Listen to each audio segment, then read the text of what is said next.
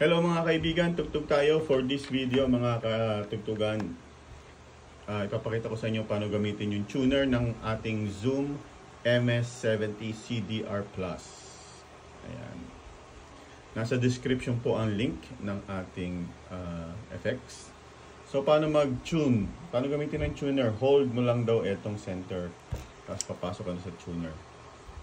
Ayan. So yan na yung tuner natin. Pag nilagay mo na yung gitara dyan, nag-pluck ka ng E, pupunta dapat siya sa center, E, A, D, G. Ayan. Tapos may mga options siya dito. So, bawat knob, yun yung nakatapat na option.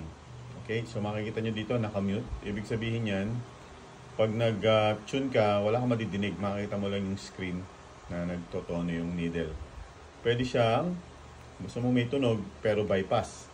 So, ibig sabihin niya, naka-bypass sa effects. Madidinig mo lang yung tunog ng gitara mo clean.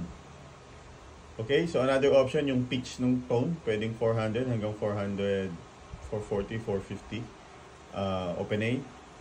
Tapos, yung another option dito is, ano yan, hindi ko mabasa, guitar.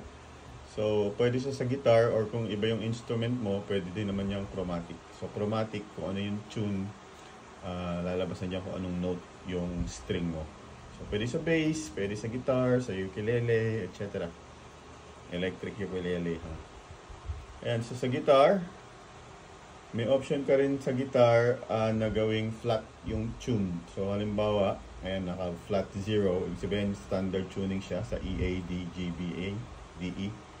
Pwede kang mag-flat ng 1 semitone. Ayan. So, kapag nag-ika, E-flat, or flat, ayan, whole tone ka na flat, which is D. So, pag nag-tune ka, drop D ka na. Ayan. So, bawat isa niyan, hanggang 3 semitone. Okay, meron ka ding option, mag-open A tuning.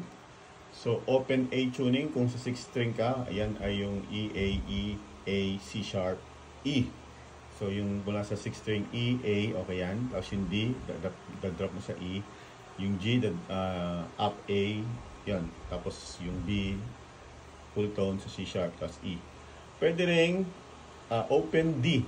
So, D, A, D. So, yung E string, drop mo sa D. Yung A, remain, D, open. Tapos yung G, drop mo sa F sharp. Yon, basta. So, tutulungan ka na niya. Open E, pwede rin. At open G. Meron din siyang option na tuning na dadgad. Okay? So, yon. Ganun ang paggamit ng ating tuner ng MS